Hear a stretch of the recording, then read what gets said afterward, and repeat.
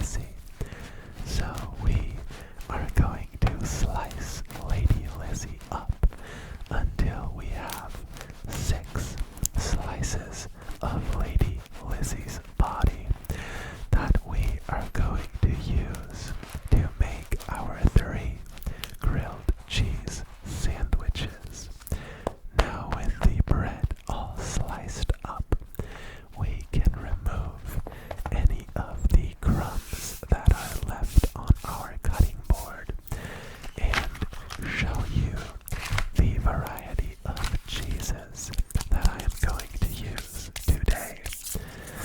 We have some American cheese, some mozzarella cheese, some cheddar cheese, as well as some Gruyère. Opening the packets up, and for the Gruyère, I have like an actual piece of cheese and not the pre-sliced stuff. So we are going to have to prepare this piece of Gruyère by taking the rind off and slicing it into thinner pieces. Now, I definitely don't recommend you slice it the way I did.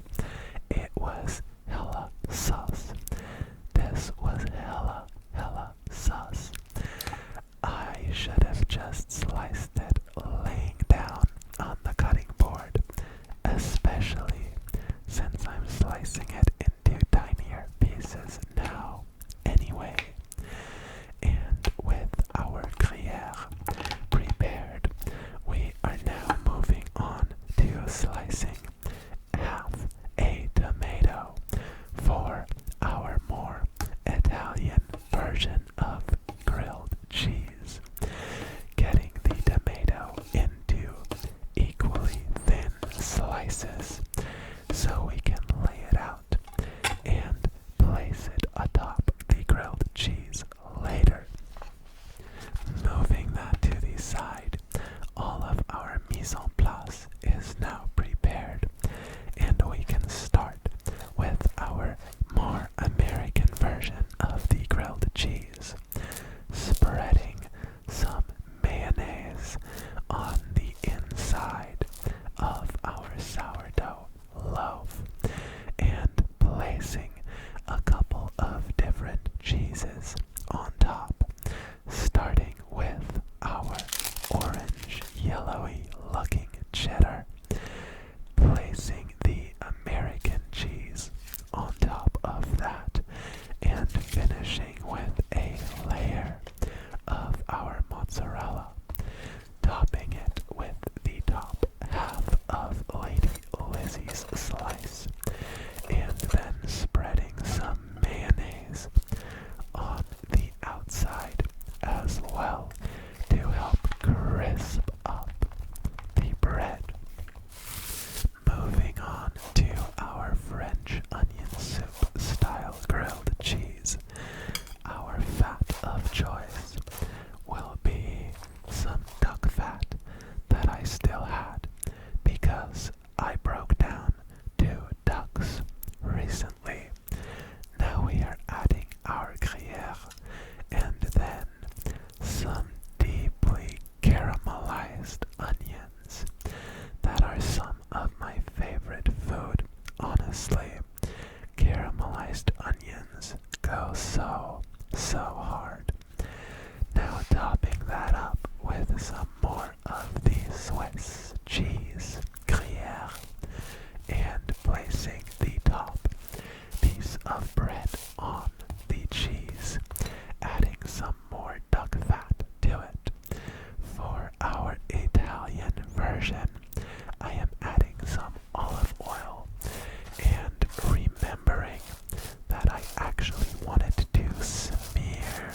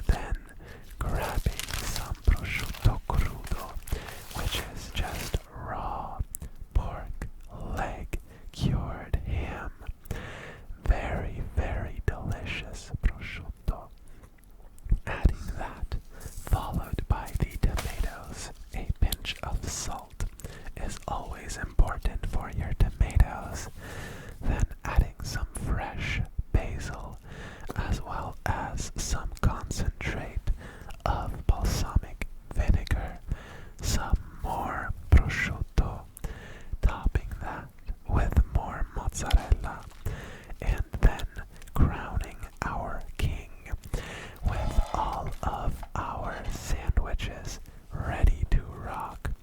I am moving on to this panini press since I really don't want to use a pan for making a grilled cheese sandwich. If I have a panini press, and it is really a quite common thing here in Austria because we really like the panini press. Now you can hear the sandwiches sizzling away. I have the plates on the panini press turned to 160 degrees Celsius, and that gives us a nice golden crust while still not being hot enough so it burns and the inside stays cold. It is the nice in between where you get gooey molten cheese as well as a crispy but not burnt top. Now all of our delicious grilled cheeses are going to be sliced in half so we can see the beautiful, gorgeous cross section, molten cheese, cured meat, all that you would want in a grilled cheese sandwich. Now slicing the French onion soup, grilled cheese, as well as the American one. And with this cheese bowl, I will send you off to the eating section of the video. To drink, I have this amazing peach agua fresca. So let's pour some in the cup right now. It is quite thick, but once the ice cubes slowly melt, it'll get more liquid.